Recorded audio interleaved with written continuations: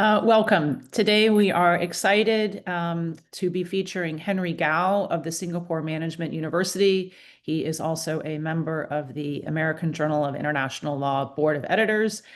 He is going to discuss Trump 2.0, the view from Asia.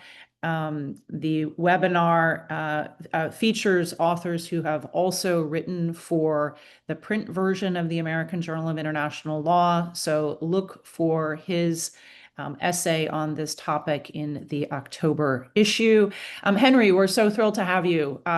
Welcome and take it away. Let us know, what is the view from Asia? Thank you, Ingrid and Monica, for kindly inviting me to join both in the issue and also in this webinar series. I'm greatly honored to speak on the review on the new Trump tariffs from my side of the world, that is Asia Pacific. For 80 years, the US has anchored the international economic order. After 1945, it offered Asian economies open access to its markets, capital for investments, and a security umbrella, fueling decades of export-led growth and political stability in the region. Yet on April 2nd, 2025, the so-called Liberation Day, this symbolism has flipped. The US, once seen as a liberator, returned as what the defense minister of Singapore has called a so-called, here I quote, landlord seeking rent. The moment marked the start of Trump 2.0's trade revolution. Within weeks, sweeping tariffs hit not only China, but nearly every Asian trading partner. Some of the measures seemed absurd. One even targeted an uninhabited island in the Antarctic, but the intent was clear: to rewrite the rules of international trade around new principle of reciprocity, replacing the multilateral order of the WTO with a hub and spoke system of bilateral deals centered on Washington. The practical effects were immediate. Most countries did not fight back. Instead, they lined up to negotiate with the United States. China was the only exception, responding with tit-for-tat tariffs and even rare earth export controls, as we have seen in recent weeks. Yet even Beijing, after brutal months, came back to the negotiating table. The world's two largest economies are now locked in a fragile truce while quietly negotiating what could become a US-China grand bargain, a long-term settlement that might define the next phase of globalization. This latest trade war matters for three reasons, as I argued in my essay. First, it signaled a shift in how the US wields economic power. President Trump's team has fused trade and national security into one instrument, using old statutes like the International Emergency Economic Powers Act, the AJIL, to justify sweeping tariffs. These moves stretch domestic legal limits and outright violate established WTO rules, especially the most favored nation principle and the tariff banning principle. But they also reflect a broader reality. Trade is no longer just about economics. It's a weapon of geostrategy, and the US is reclaiming multilateral leverage to force reciprocity on its own terms. Second, it exposes the vulnerabilities of the global trading system. The WTO's dispute settlement mechanism remains paralyzed. Countries can file complaints, but Washington can simply appeal into the void, freezing cases indefinitely because of the paralysis of the appellate body. In this vacuum, even traditional defenders of multilateralism, like the European Union, are cutting their own side deals. The risk is a fragmentation, a patchwork of discriminatory agreements, each with its own rules of origin and exceptions, which small and vulnerable economies find very hard to navigate. Third, It reveals the limits of China's economic model. For all its rhetoric of resilience, China still depends heavily on the US market for the bulk of its trade surplus. Even as official export numbers have fallen, Chinese goods kept flowing in through Vietnam, Cambodia, and Laos, what some call country of origin laundering. Trump's latest tariffs explicitly target these routes. At the same time, Beijing has been arming itself legally with new sanctions, blocking statutes, and anti-coercion laws, turning law itself into a tool of statecraft. Yet its neighbors, deeply tied to US demands, have shown very little appetite to side with China, as we have seen in the past few months. So, taken together, these developments paint a sobering picture. The liberal trading order we inherited from 1945 is unraveling, replaced by a transactional system where power, not principle, decides the outcome.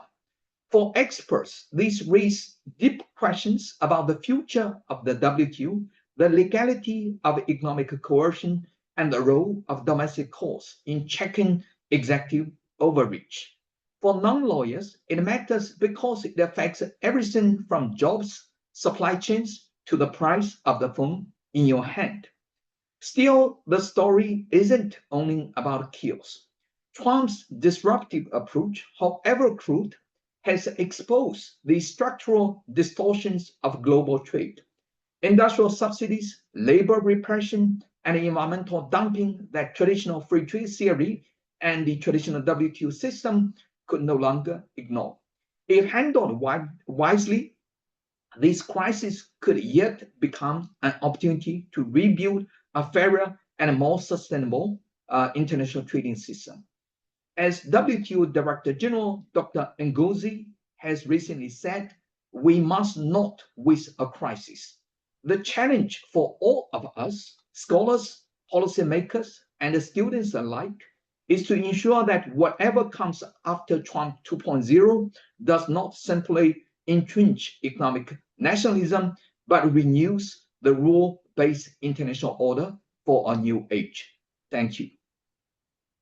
Henry, thank you so much for that introduction. There's so much that you offer for us to sort of chew into. So maybe I could just start with this question about the role of smaller, let's say, there's this sort of like US-China dimension to the conflict, which is obviously a central part of it. And then there are the repercussions and implications for smaller Asian economies. And maybe we could start by asking about the smaller Asian economies and what this trend portends for them and what their reactions to the Trump tariffs have revealed about their position in the global order. And also, if you could just sort of put their sort of situation now in the context of the broader trends that you mentioned. So like, I think a lot of people think, well, the World Trade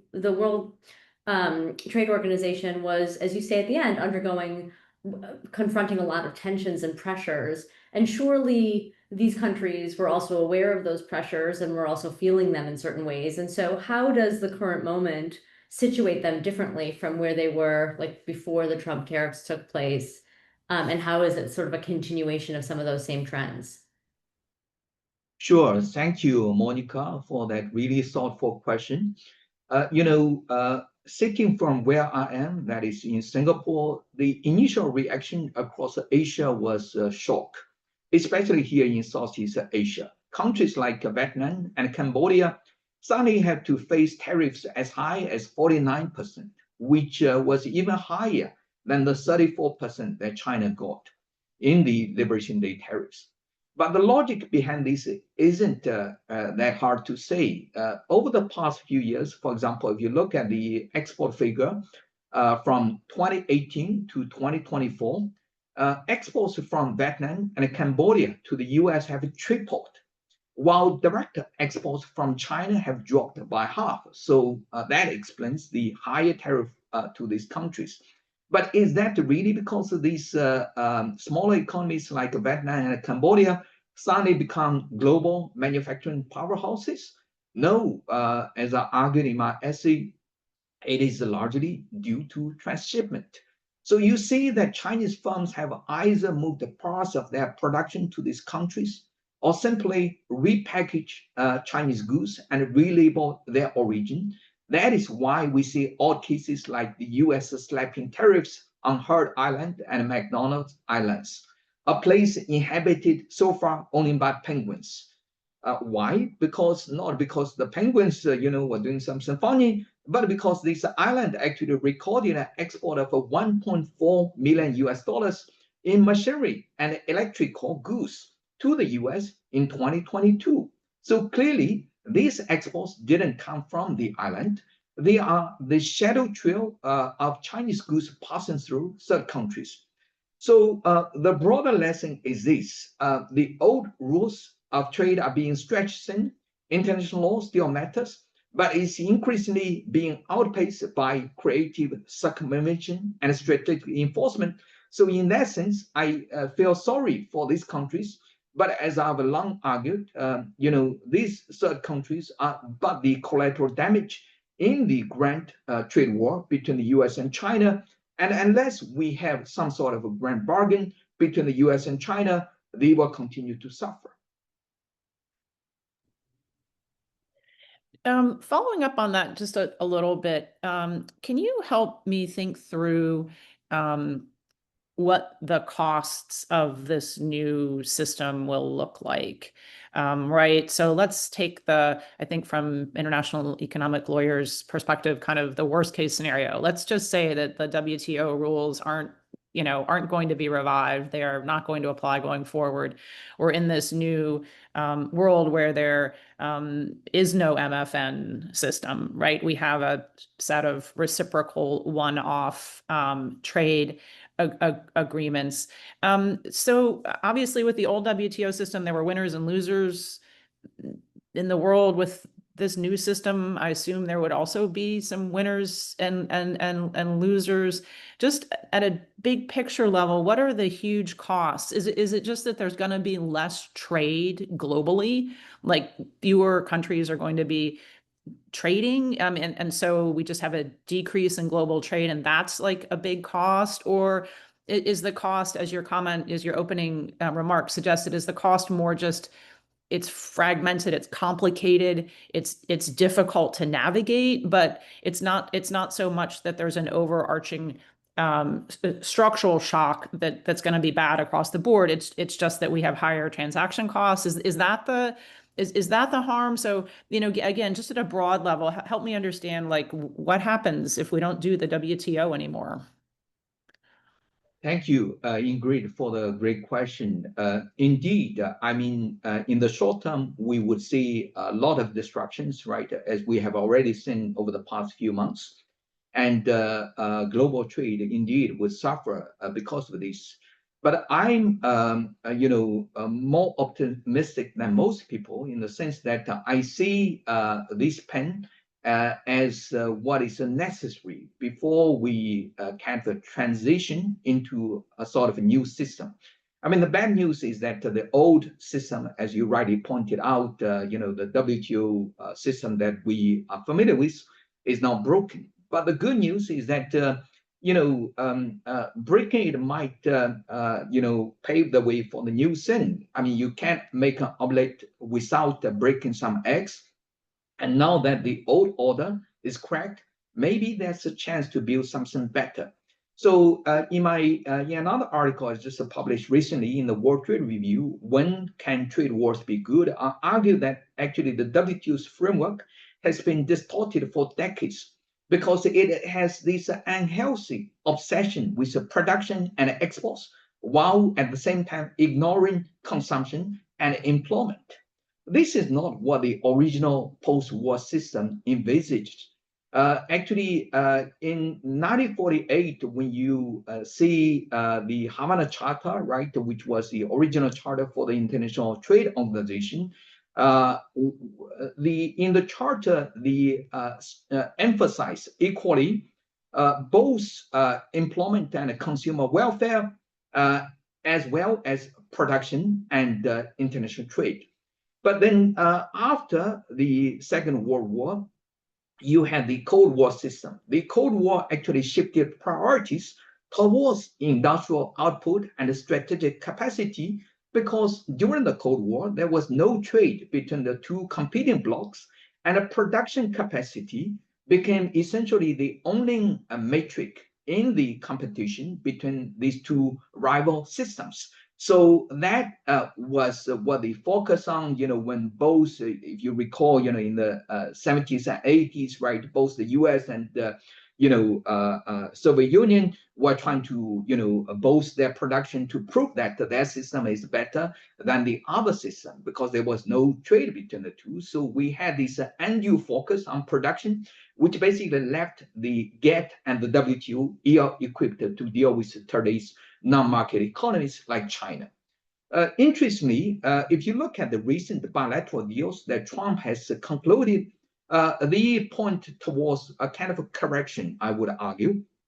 For example, these agreements all stress things like labor and environmental standards, things like curbing transshipment, and also reaffirming commitments even under existing WTO agreements like the TBT agreement, the SPS agreement, the TRIPS agreement, and also even new WTO agreements like the ones on fisheries subsidies and also on joint statement initiative on services domestic regulation and e-commerce were mentioned in some of the most recent bilateral deals, like the one with Malaysia and with Cambodia.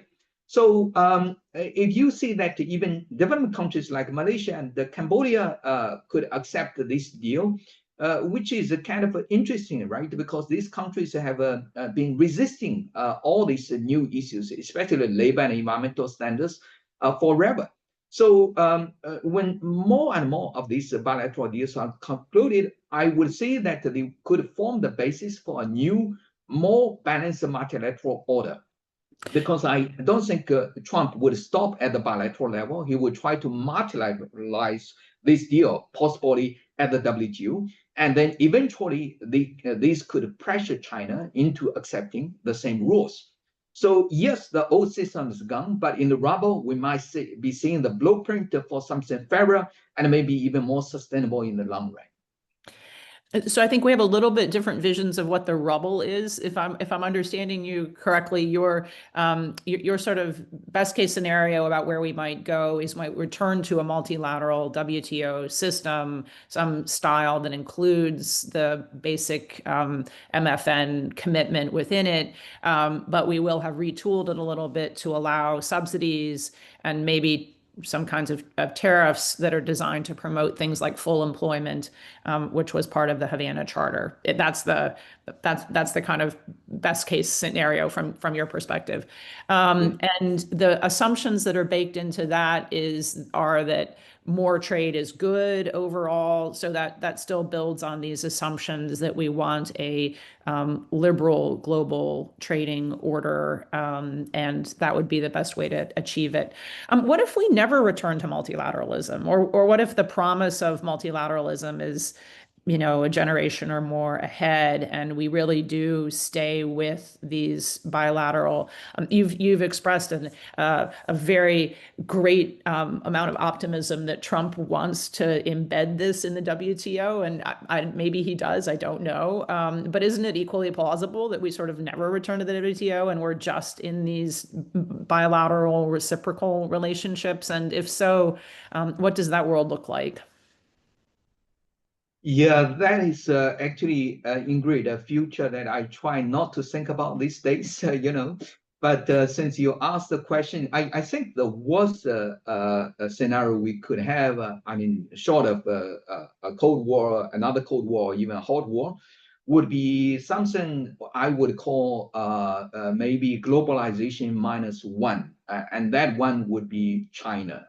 Because if you look at all these bilateral deals, basically all the other countries have agreed to, deal with the non-market practices of China, to deal with, for example, the subsidies and industrial policy of China, And also, when these countries negotiate, new bilateral deals with China, they have to inform the U.S. Otherwise, the U.S. Could withdraw from these agreements and reimpose the reciprocal tariffs. So I think what the U.S. is doing basically is trying to force everyone out of the gravity field of China, right, and orient towards more towards the U.S. because I would say that the Trump administration probably realized that the U.S. simply, at this day and age, cannot manufacture everything on its own on U.S. soil. So it has to rely on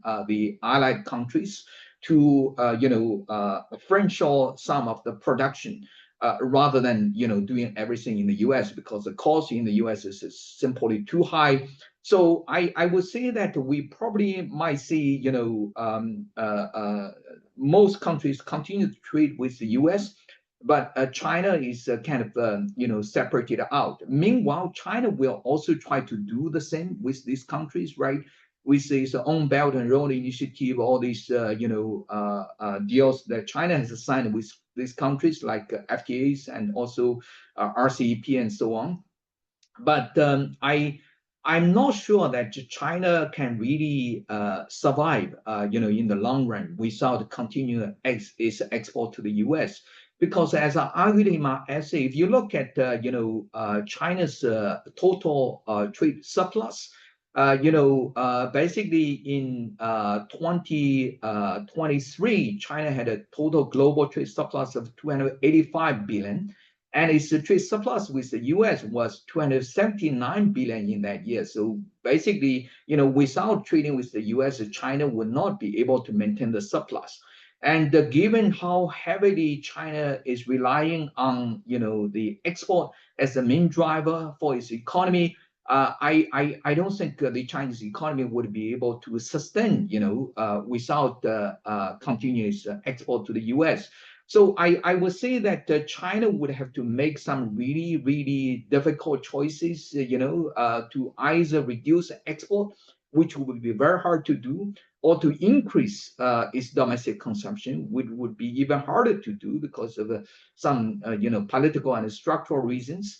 So I think that the U.S., I'm not sure how it's going to play out because I've left my crystal ball in my office, which I don't have now because it's 10 p.m. in Singapore. But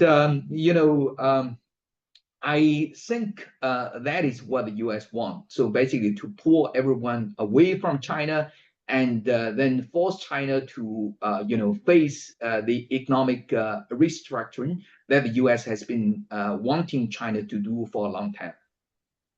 Henry, that's super interesting. I want to pick up on this to ask a follow-up question and then also to sort of push the conversation in a slightly different direction, which is, so the follow-up question is, why is it so hard? What are the structural reasons internal to China that make it so hard for China to increase its consumption? As I think like the IMF has recently said, for example, one of the things that would help stabilize the global economy is for, the United States to deal with its debt problem and for China to deal with its public debt problem and for China to increase consumption. And so I think I'm just curious to know a little bit more about the internal dynamics within China, which make that difficult, but also how you think China might find a way to overcome those dynamics if squeezed hard enough through these dynamics that you're describing at the international level. And so that's the first question. And then the second question is if you could talk a little bit more about sort of I know you said you left your crystal ball at home, but nevertheless, or at the office, nevertheless, where you see the sort of like the terms of U.S.-China interdependence going. Like I think I hear what you say about how China and the United States were interdependent in a particular way that many within the United States found to be deeply, deeply problematic, and the Trump tariffs reflect an effort to sort of change those terms.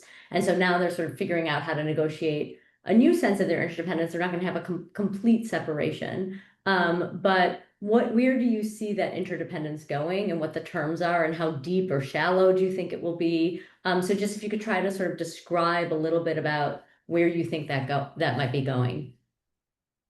Thank you, Monica. Two really great questions. So the first question on consumption Well, it is a really deep problem for China. Actually, the Chinese government already recognized, this problem from the last trade war. So 5 years ago, in 2020, the Chinese government introduced this so-called dual circulation strategy, which emphasized that we should not just rely on exports or external circulation. We should also boost the internal circulation or domestic consumption. But 5 years have passed, and we haven't really seen China really increasing its rate of consumption. So if you look at the share of household consumption as a percentage of the GDP, in 1990, China's share of household consumption stood at its highest. That was 65% of the GDP. And actually, interestingly, in that year, China's share of consumption as part of the GDP was the same as that of Japan. But today, 35 years later, Japan's share of consumption in the GDP is now 77%, while China's have fallen to around 50%. So this is really a deeper structural issue because despite of all these, boasting of exports from China, right? Actually, if you look at the true source of competitiveness of China's exports, they mostly depends on keeping labor costs low and also lax enforcement of labor and environmental standards. So Chinese products, in other words, are cheaper, but not only because the total cost of manufacturing them are cheaper, but because the way the Chinese system works, they are able to externalize many of the costs, like the labor costs, the social welfare costs, and also the environmental standards costs externally, right? By pushing them to the society and to other people. So that is why it cannot be increased because the Chinese government is now facing with a kind of impossible choice. On the one hand, they have to maintain the exports because out of the three main engines for economic growth, which are exports, investment, and consumption. So investment has dropped a lot because of all these bad policies in China over the past few years, especially during the COVID years. And the consumption, as I mentioned, has not been recovering. And so export is the only driver of economic growth nowadays. And the Chinese government cannot really give up export because if they do increase the wage level for the workers, then they can rely less on the export, right? But if they do increase the wage levels, then the Chinese exports would be much less competitive because it would be more expensive, and then they would have a huge problem of maintaining the export levels and earning international hard currency like US dollar. So that is the problem. Now, for your second question on the interdependency between the US and China, I have a kind of a contrarian take from what most commentators would say. When Trump first introduced the Liberation Day tariffs, a lot of people were saying that China has a high, tolerance level for pen, and therefore they would be able to withhold, much longer. But I disagreed. I actually predicted that back in April that China would start negotiating with the U.S. latest in 2 months, and then they started negotiating 1 month later. Why? Because exports, as I mentioned earlier, is too important for China. So that is why, if you look at this editorial which appeared in the People's Daily right after the Liberation Day tariff, which is called "Focus on Doing Our Own Sense." Even though the editorial said, the sky would not collapse, we can deal with the US. But towards the end of the editorial, the editorial basically urged local governments at all levels in China to try to maintain their exports to the US as much as possible. So China has to rely on the US. Why? Because the US is the only country in the world which can absorb the huge production capacity of China. China alone produced about 30% of global industrial production. And the US alone consumes about 30% of global consumption. So that is a perfect match. No other country or region like the EU, EU only consume about, I think, 13 to 15% of global consumption. So they cannot absorb all this excessive capacity from China. So in other words, China cannot live without the US. But for the US, for them, actually, I think this is what Trump is doing. They can shift the import source to other countries because at the end of the day, who decides where to produce these products? It's not China. It is all these MNCs, right? Which firms like Apple, which can decide today that they are going to produce the iPhones in China, but tomorrow they are going to produce in India, right? This is already happening. So when the U.S. using the tariff tools force these MNCs to diversify their export, their manufacturing and exporting base, from China to other countries, they have to do that, right? Otherwise, they have to face the high tariffs. So I think the U.S. would be more successful in shifting the import source from China to other countries, but it will be very hard for China to find another client which can absorb this huge production capacity. Can I just ask you one quick follow-up question, Henry? That was super helpful, super informative. And this relates to your point about geoeconomics and using economics as a form of geopolitical competition. So one view that is often voiced, especially in the United States, but I think generally, is that the United States is on deep decline and China on a deep rise, on a extreme rise. And do you also have the contrarian view that actually China is a little bit ahead of itself and is not yet in position to materialize or realize its claim of dominance or bipolarity at this point? Well, my advice to people who are saying that is that they should maybe read up a bit more on history. Because if you remember, during the Cold War, it was the Soviet Union which put, the satellite in the space first, right? So it was the so-called Sputnik moment, right, for Soviet Union, which, demonstrated to everyone that Soviet Union can be more advanced, right, than the U.S. in certain technology, right, like satellite. But the problem with the Soviet system is that is a so-called in Chinese it's called 举国体制, the so-called all-nation system. That is, if the government decide to pour all the resources of the whole nation into one or a few selected areas, then they can easily beat any other country, right, in those few selected areas, just like what the Soviets did for satellites. But is this sustainable in the long run? The answer is no, this is not sustainable, right? Because they cannot do that for all or even most industries, right? There would be, the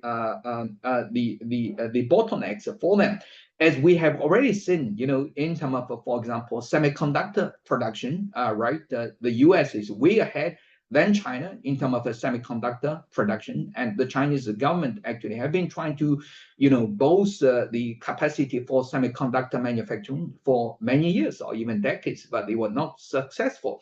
So I would say that the Soviet Union would be a very useful benchmark when you look at China. Yes, today if you look at the so-called new areas like electric vehicles, like even some areas like AI, right, and robotics and so on, China might be, ahead than the U.S., occasionally. But the thing is, this is a kind of like a marathon, right? It doesn't matter that you can outrun the other runners, from time to time. You need to finish, first at the, last spot. So I don't really see this happening because, as I mentioned, it would be very hard for China to sustain its growth. I mean, it can do it in a few selected areas and industries, but to do this at the overall level, that will be a huge challenge for China because the economy itself is heavily lopsided, right? So much focus on exports rather than consumption. And in the long run, I see a crisis brewing in China. So not just to compete with the US, even to maintain a healthy development of the economy would be a huge challenge for China. Monica, I want to take the conversation in a slightly different direction. Do you have a follow? Did you want to do a quick? Okay. This is so helpful, Henry. Thank you. The webinar is teed up as the view from Asia. Our focus has obviously been on China, and a number of the points that you have made help us see how the dynamics in Asia, in many other countries in Asia, are related to what's happening between the US and China. But I wanted to focus just a little bit more specifically on non economies other than China, and ask two questions about whether it's right to treat Asia as a group. You opened by linking, as so many people are, national security as linked to trade. When we think of China geopolitically, we often talk about the relationship between, China and Russia, or China and Iran, and China and other sort of major global powers. Just in terms of national security, is there anything of, like, about Asia? Is there a view from Asia, right? Or is it just a view from China and then a view from other countries that might as well be in Latin America, right? Are the economy, you get the point, right? Is there any sort of geopolitical or national security sense in which it makes sense to talk about the view from Asia? And then relatedly, we've talked about global systems like the WTO, and we've talked about bilateral responses. Is there energy in the regional space, either economically or geopolitically? I think I can piece through the answer to that based on what you've already said, but I would be interested in your specific thoughts about regional strength and arrangements. Thank you, Ingrid. I actually grew up in China, and I've been told this story of the dragon, since I was young. So the story was like this: the dragon has 9 sons, right? They are all, very powerful. They are all very ugly, right? And they all hate each other. And that pretty much sums up the situation in Asia. You have all these Asian countries, right? People from outside of the region cannot tell, for example, the difference between a Chinese and Japanese or Korea or any of the Southeast Asian countries. But historically, there has been all these, baggage, and rivalry and wars among all these countries. So I'm always skeptical of the idea that there's a single unified voice from Asia. Instead, you see that Asia is really a diverse region, even though sometimes they might speak similar languages, share similar culture, right? But their reviews on many issues could not be more different. And to just give you an example, China and Korea and Japan have been trying to negotiate a free trade agreement for decades. And so far, they have not been able to conclude such a free trade agreement. Of course, if you don't count the RCEP, right? Because the RCEP was basically concluded under the principle of so-called ASEAN centrality. So it's basically ASEAN taking, the driving seat and try to group all its partner countries into one mega, FTA in the region. So that basically explains, how difficult it is for the region to speak with one single voice. Actually, right after the announcement of a Liberation Day tariffs, some people in the region, and this include both politicians and scholars, have been trying to rally a so-called, Asian-wide response, especially here in Southeast Asia. ASEAN countries have been trying to, come up with a unified response towards the Liberation Day tariffs. But what happened was that, while at the same time they are making joint announcement together, secretly they all ran separately to Washington to negotiate with the U.S. Why? Because actually these countries are more like competitors rather than, sellers and the buyers. Because all these countries, if you look at their trade profile, all rely heavily on exports to the U.S. and they export similar stuff to the US. So they are more like competitors.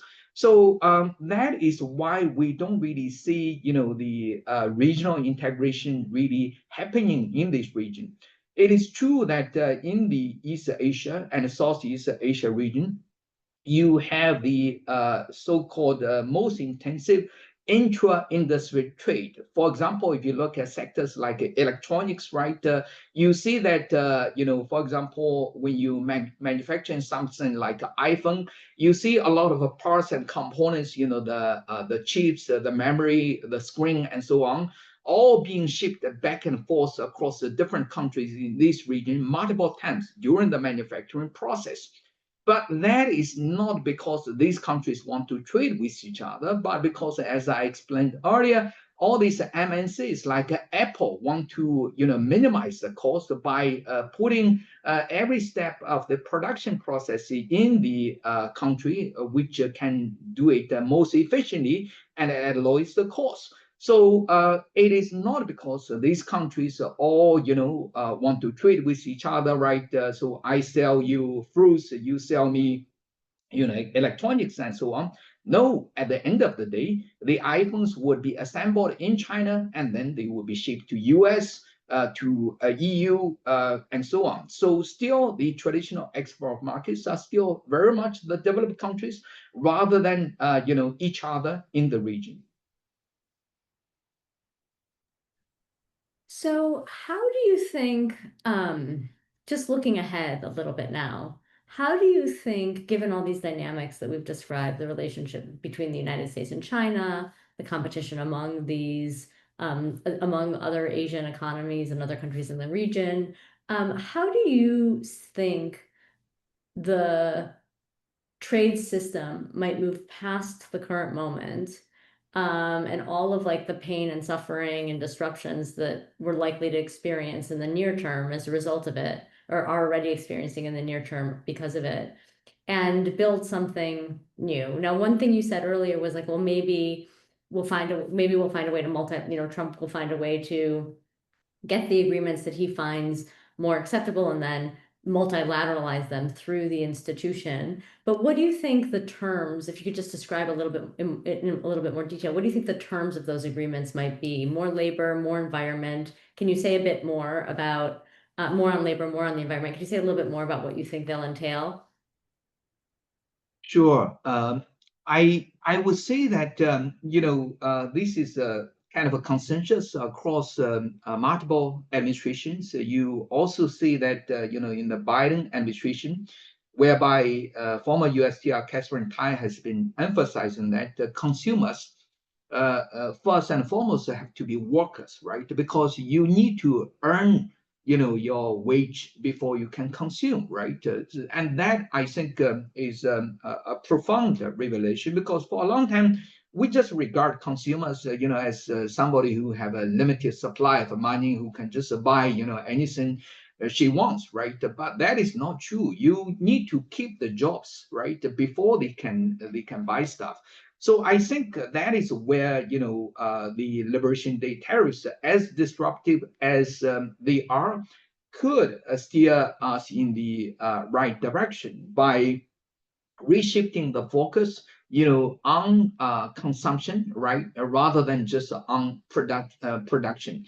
So that is why I argued that you have to tackle these, additional issues like labor standards and environmental standards. Because if you don't tackle these issues, you would basically have the so-called race to the bottom, right? Whereby firms, MNCs would just go to the country with the lowest labor standard and an environmental standard and produce the products at a cheaper price there, and then try to use that to undermine the more expensive products which are produced in countries like the US, which has a higher labor standards and environmental standards, and therefore are much more expensive.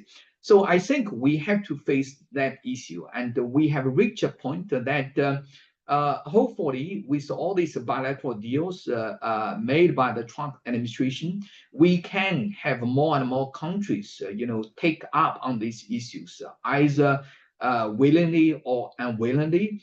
And when we have enough of these bilateral deals, I think this could create the enough momentum for countries to start to address these issues in the WTO. Because I don't think the end goal for the Trump administration is to sign a bilateral deal with every one of the 160 plus WTO members. No, that is simply not possible. It's too time consuming.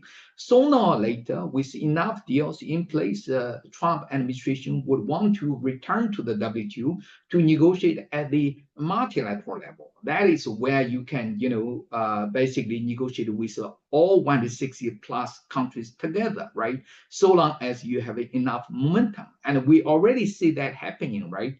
With new deals like the one on e-commerce, like the one on services domestic regulation. If you have a so-called critical mass in the WTO, right, enough members which accept these, then this could become new rules for international trade.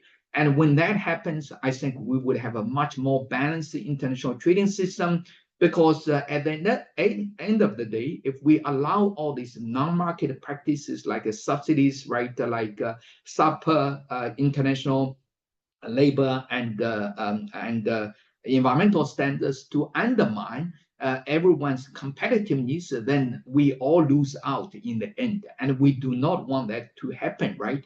We want a world where, every worker can earn decent wage, right? So that he or she can consume, right? Rather than, just produce things at a very cheap cost, at a very low wage. And in the end, everybody lose out. I just wonder why I think there are different numbers involved, but on the foreign direct investment front, we have a world in which it is run by bilateral investment treaties, and all the efforts to sort of group that into some kind of global agreements have been unsuccessful, and negotiating and enforcing bilateral investment treaties has been the way that part of international economic law has worked. And so I'm just curious why, why it would be such a disaster if we did that over here with respect to trade, when that is the way the world is run in international foreign direct investment. And I just also wondered, could you just say a little bit more granularly, these bilateral agreements, what is it they specifically say, for example, about wages? Because I don't, and this is just helping me understand how they actually work. I mean, they don't set a wage, like a wage requirement. Like, we have a bilateral investment agreement, and so we're going to require that you pay, each side is required to pay a minimum wage of a certain amount. I assume that's not what's happening. So what you're not envisioning, that when we reunite in a new WTO, that there's some kind of enforced minimum environmental standards that apply across the world, or some sort of enforced minimum wage. And so just help me see through the mechanics of how we get to a global minimum wage from the bilateral treaty. That was a lot to throw out in the last few minutes of the webinar. Thank you. But this is a really interesting question, because investment is also very important, right? And we do see that in these investment agreements, I would argue that they are drafted with a different logic than the international trade, free trade agreements.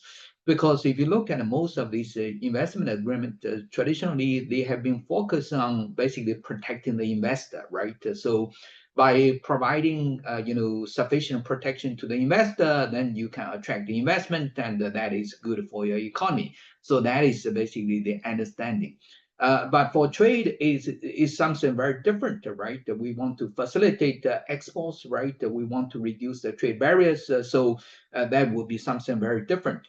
But over the years, what you see is that there's an increasing blending of the investment agreements into the trade agreements. So nowadays, more and more free trade agreements, such as the CPTPP and so on, have started to include investment chapters, and investment actually is regarded, as one of the mode of supplying services, right? It is traditionally mostly the so-called commercial presence of supplying services. So it has been grouped either as a part of the service chapter or as a standalone investment chapter.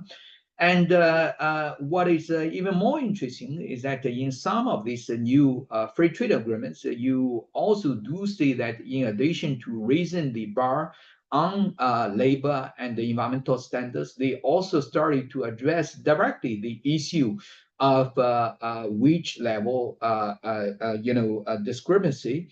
For example, in the USMCA, right, there is now the requirement, for example, for the automobile sector, for cars to be when they are manufactured in Mexico, that the workers in Mexico has to earn a certain minimum wage, which is much higher, than the wage before the conclusion of the USMCA, because the understanding is, I explained earlier, that we do not want all these low wage workers to take away the jobs from the workers in Detroit, and therefore have the race to the bottom. So I think we already start to see that. So far for the bilateral deals that the Trump administration has signed with other countries, we do not really see, the mirroring of the minimum wage provision in the USMCA yet. But I think even without that, if we could get most, if not all, WTO members to accept, to sign up to international labor, like the ILO conventions, right, and environmental standards like the core environmental conventions, then that would be a lot in terms of raising the standard for everyone, so that so as to remove a lot of the unfair, comparative advantage of many of the countries, when they, are able to externalize the labor cost and the environmental cost, right, by not, fulfilling the highest standards. So if we could do that, I think that would actually already have a great effect in terms of rebalancing, global trade, so that we have most countries trying to internalize most, if not all, of the costs which they used to externalize with regard to labor and the environment, and that could solve a lot of the problems that we are facing today. Henry, this has been completely wonderful. Thank you so much for sharing your extensive knowledge about the region and about international economic law and geoeconomics with us and with our audience. I know I can speak for myself, and I think Ingrid as well, to say that we've just learned enormously over the course of this hour, and I'm sure that our viewers have as well. So thank you so much, and thanks to our viewers for being here, and thanks to CUP for hosting this, and we wish you all a great day.